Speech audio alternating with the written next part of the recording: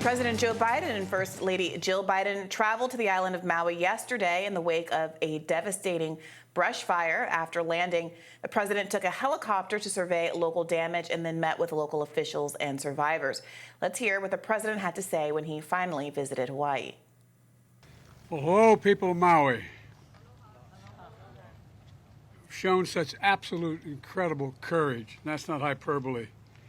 I want you to know, on behalf of the United States of America, all the nation, the American people stand with you.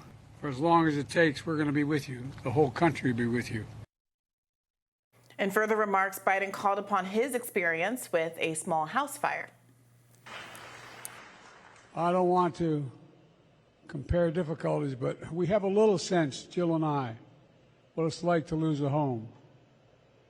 Years ago, now 15 years ago, I was in Washington doing Meet the Press. It was a sunny Sunday, and lightning struck at home on a little lake that's outside of our home, not a lake, a big pond, and hit a wire and came up underneath our home into the heating ducts, the air conditioning duct.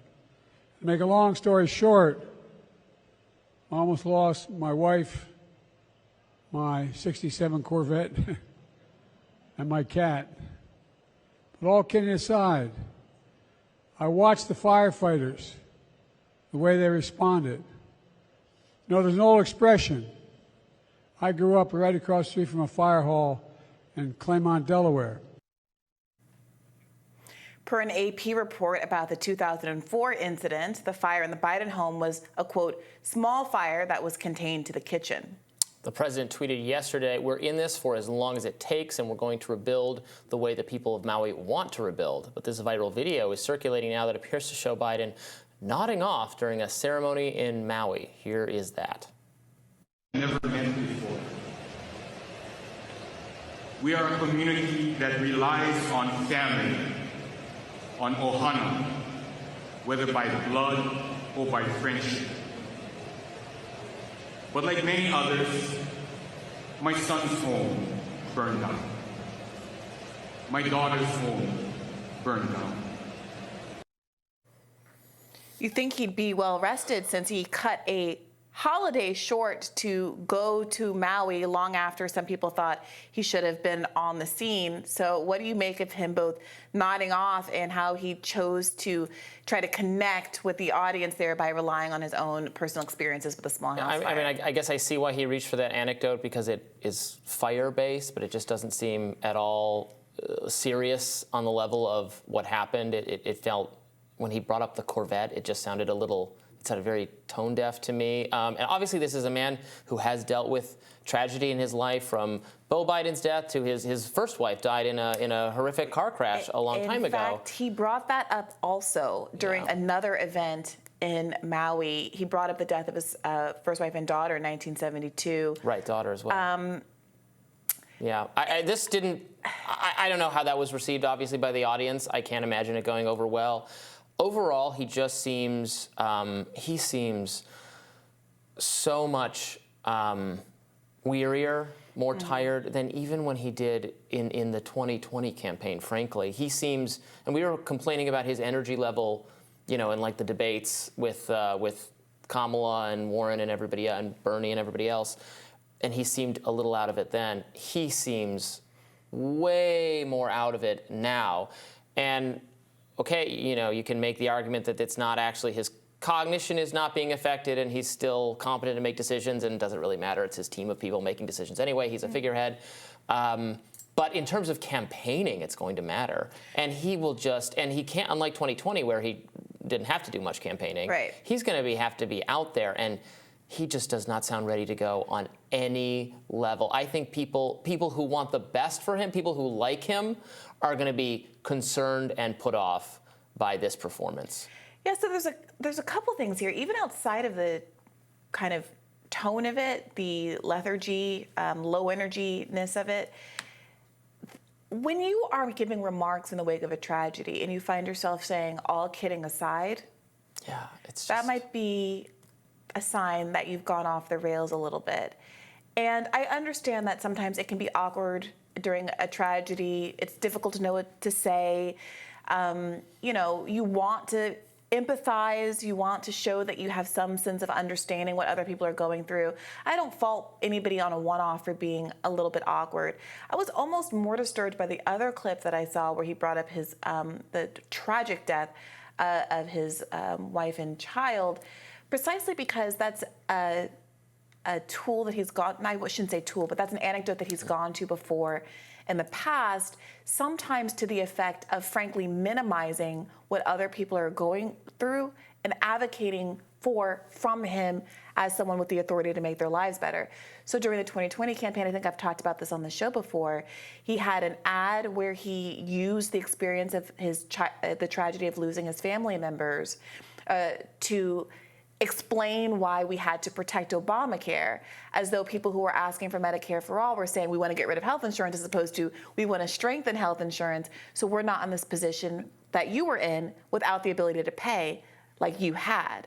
And here it does feel also, given that he's being really roundly criticized by many folks in Hawaii and beyond for only having the one-time $700 per household emergency fee, defending that choice, saying, well, there's other money coming other ways, fine, but saying, basically relying on the idea that he can hide behind Congress and Republican obstruction without actually taking the first step of trying to fight it in Congress and actually demonstrating that Republicans would actually oppose a change to the policy to raise the cap on how much money people could get in an emergency. Democrats are doing this thing where they say, presumptively, we can't govern. Presumptively, the Senate is going to be deadlocked. The House isn't going to vote our way.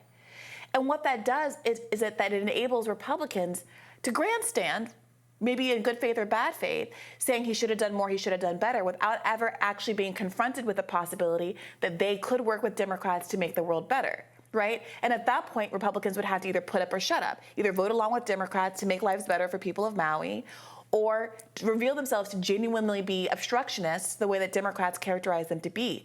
But they never force those kinds of votes. They rely on the public to assume an action in ineptitude and impotence by the government.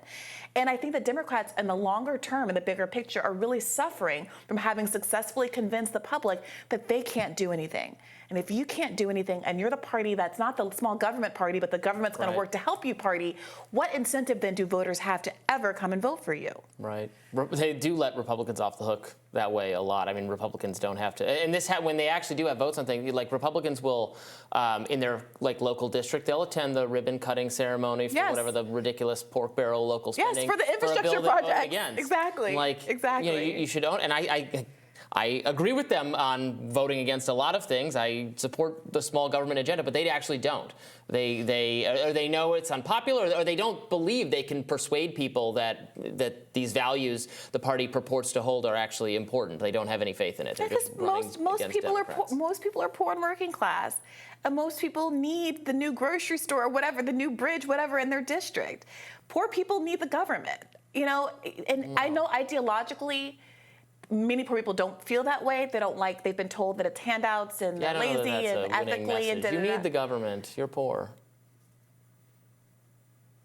I don't know what to tell you. I don't think that the message of you're on your own, all your failures are your own.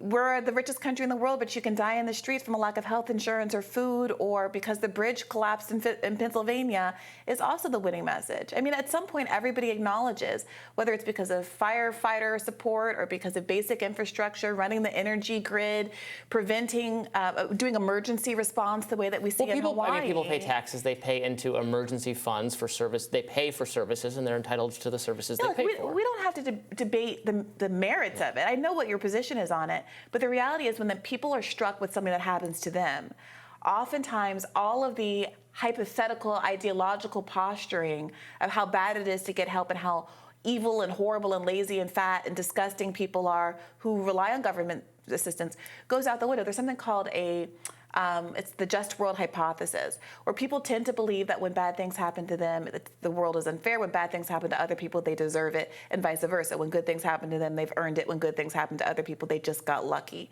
And we use, it's called a system justifying rationale. But that's part of why some conservatives have been able to exploit that to enable people who frankly benefit from the government, people who are on welfare assistance, who use housing vouchers, who obviously rely on the infrastructure, to believe that the government is a bad thing. And so that's the fundamental tension that the Republican Party is dealing with, and why they go and cut the ribbons at the ceremonies, because they know that people want that, at the same time that they will engage in kind of messaging that pretends that that stuff is bad. So both parties are dealing with this fundamental inconsistency, that they are both fundamentally unwilling to do the thing that the people want. And all of the comms and all of the messaging and all of the weird behavior that you're seeing from both parties is them trying to cover up the extent to which they don't actually have alignment with what the people's generalized interests are. Whether or not you agree with what the people want, what majorities of a kind of a populist But I don't know that, want. What the people want is more complicated than that, I think. I mean, you're right that a lot of people want more government assistance. They don't want it framed that way. They don't want to say, Yeah, they don't want it framed that way. I'm reliant on help from the government. I love the, I mean, even a lot of people in those communities, right, don't feel, I mean, the government is also the police. The government is also the people that, you know, write them a lot of parking tickets and you know, complain that their taillights are out or something, right? They're hassled and harassed by, we talk about how even though you want, you know, more funding for the IRS so they can go after the bigger tax people, a lot of people's experience with the IRS is wildly negative. Yeah, so that's or true. you know, regulation that I can't put my hot dog stand there, It's my true. lemonade stand there. I'm just trying to that's let my the kid make thing. money. I think that's exactly why we have to have a more nuanced conversation about what we do want the government to do and not do. I'm not Sign me up for that. ideologically committed to big government. Yeah. I think that as a libertarian, you are ideologically committed to small government, but I'm ideologically committed to what works, and the pieces that are good, keep, and the pieces that are bad, don't keep. But that, I think, is a much more productive space to be in than just saying, like, conceptually, these things are good or bad, because you're going to end up throwing out a lot of the babies with the bathwaters. All right. Well, we'll keep discussing that, and we'll have more Rising right after this.